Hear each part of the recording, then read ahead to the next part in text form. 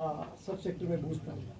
देखिए, आज जो बजट पेश हुआ है उसमें मैं समझता हूँ स्पेसिफिकली कुछ डिफाइन नहीं किया गया है। जैसे इनकी पुरानी आदत है भाजपा की, बड़े बड़े वादे करते हैं, करोड़ों का बजट घोषणा करते हैं, इतना लग जाए, पर स्पेसिफिक तो कुछ नहीं दिया है।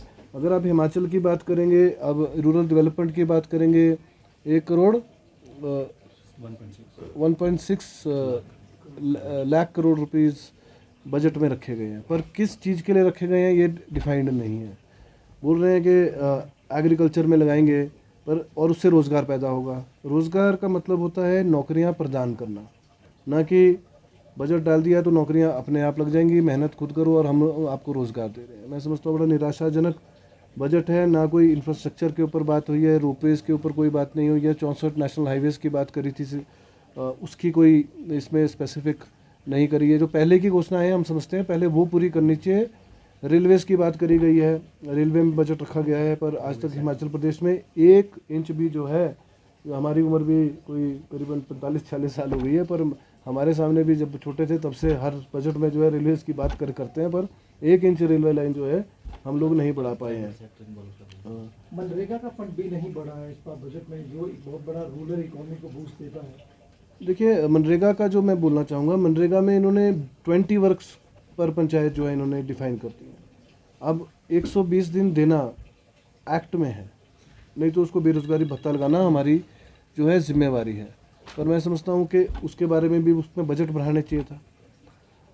आज बोलते हैं दुनिया में 5वीं सबसे बड़ी अर्थव्यवस्था है, तब हमारे डॉलर का रेट क्यों बढ़ रहा है, ये एक सवाल है। अभी अदानी के जो है आप समझो हज़ारों करोड़ रुपए जो है वो डूब गए हैं, लोगों के पैसे डूबे हैं। आज तक LIC घाटे में कभी नहीं गई थी, आज 18,000 करोड़ रुपए के घाटे में 3 दिन के अंदर जो है 18,000 करोड़ रुपए लोगों के जो है, जिन्होंने LIC पे विश्वास करके लगाए थे, वो डूब गए हैं। वो कौन जवाब देगा, उस चीज़ की कोई बात नहीं कर रहा है। आगे आगे जो है मैं समझता हूँ झूठ बोल के, लोगों को ठग के, दूर के सपने दिखा के जो है लोगों के वाहवाही लूटने का काम भाजपा ने किया है, और फील्ड में लेकिन कोई मैं नहीं समझता कुछ प्रैक्टिकल वर्क करता है। हिमाचल प्रदेश में अमूमन बजट बढ़ाया है तो रोज़गार आप कैसे बढ़ाएंगे? बजट कुछ ना कुछ इनको स्पेसिफिक देना चाहिए। स्मार्ट सिटी जैसे दी थी, तो इनको रूरल एरियाज़ के लिए भी कोई ना कोई प्रावधान करना चाहिए। जो चीज़ देते हैं सिटीज़ के लिए देते हैं, पर ग्रामीण क्षेत्रों के लोगों को नज़रअंदाज किया जाता है पूरे देश में। ग्रामीण एरिया में जिस तरीके से कृषि स्टार्टअप को लेकर इस बार के बजट में एक स्पेशल सेक्शन रखा गया, आप इस तरीके इस इनिशिएट को किस तरीके से देखते हैं कि ग्रामीण इलाकों में अगर BBB मोड पे कृषि करने के लिए लोग आएंगे तो उन पर आपका क्या देखिए? देखिए, PPP मोड पे मैं समझता हूँ कोई आने वाला है नहीं एग्रीकल्चर के सेक्टर में। तो ये मैं जैसे कि बोला, ये गोलमोल करके बजट पेश किया गया है, और ग्रामीण क्षेत्र के लिए PM आवास योजना का फंड बढ़ाया जाएगा। इन्होंने कहा जाएगा, ये नहीं कि गया है, ये जाएगा। मतलब वही बात है। अभी तक आप अगर आप फैक्ट देखेंगे तो एक पंचायत को तो एक ब्लॉक में जहाँ 50-50 पंचायतें होती हैं, 45 से 50 पंचायतें पर ब्लॉक होती है, उसमें 4-5 घर आते हैं सिर्फ गरीबों के लिए। तो गरीबों के लिए तो कुछ कर ही नहीं रहे हैं, केवल रेलवेज़ को प्राइवेटाइजेशन की बात कर रहे हैं कि प्राइवेट कर देंगे। LIC को प्राइवेट कर दिया, एयरपोर्ट्स को प्राइवेट कर दिया, PM ऑफिस का प्राइवेट करेंगे, ये देखने वाली बात है। रेलवेज़ का भी बताया मैंने। रेलवेज़ का इन्होंने अभी आज बोला है कि प्राइवेट सेक्टर में भागीदारी दी जाएगी।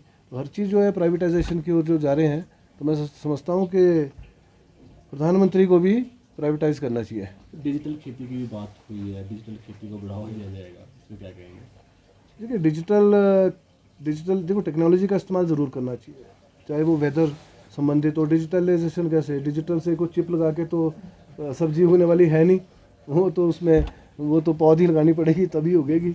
लेकिन हाँ, देश में जो है मैं समझता हूँ कि वेदर कंडीशंस के लिए डिजिटलाइज कर सकते हैं हम कि वेदर कंडीशंस कैसे होंगे, वाटर में अपने आप कैसे चलेगा पंप, वो डिजिटलाइजेशन हो सकती है।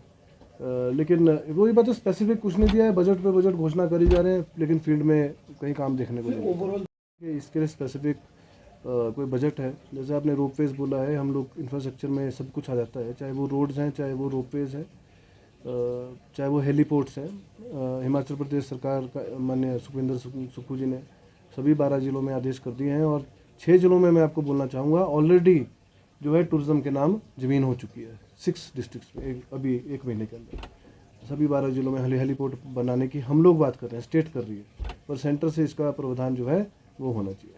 एक सर आखिरी सवाल महत्वपूर्ण टूरिज्म को बढ़ावा देने के लिए सरकार कह रही है कि भारत दर्शन योजना लेकर आ रही है, लेकिन आपको लगता है कि हिमाचल प्रदेश में, क्योंकि कनेक्टिविटी एक बड़ा इशू है, एयरपोर्ट अभी तक बना नहीं है इंटरनेशनल लेवल का, तो उसके लिए भी कोई प्रावधान नहीं है। इंपोर्ट ड्यूटी भी एक सवाल रहा है बागवानी में सेब को लेकर, उसका भी देखिए कहीं सेब वाले तो मैं जिला शिमला की अगर बात करूँगा तो शिमला के जो सेब उत्पादक हैं उन्होंने भाजपा सरकार को नकारा है और नकारने के बाद ही 7 सीटें जो है हम लोग जीते हैं, क्योंकि इन्होंने हर चीज़ पे सब्सिडी ख़त्म कर दी, खाद जो है 3 गुना महंगी हो गई है, सेब की पेटियों पे GST लगा दिया है वो महंगी हो चुकी हैं, पेस्टिसाइड इंसेक्टिसाइड वो 3 गुना रेट हो चुके हैं, हर चीज़ ट्रांसपोर्टेशन महंगी हो चुकी है। पर आज की रेट में मैं समझता हूँ 80% 70% तो खर्चा ही हो रहा है जो वो जिनको वो रेट मिल रहे हैं 70%, तो 30% बचता है। अपनी लेबर तो वो लगाते ही नहीं है, जो पूरा परिवार काम करता है, अगर अपनी लेबर भी वो लगाएंगे तो मैं समझता हूँ कि वो जेब से ही पैसे दे रहे हैं। तो ये कोई लुभाने वादे जो है ये जनता के सामने जो है पेश किया है, इसको नकारेगी जनता। एक इम्पोर्टेंट ब्रेक थ्रू हुआ है जो पेपर भर्ती मामला था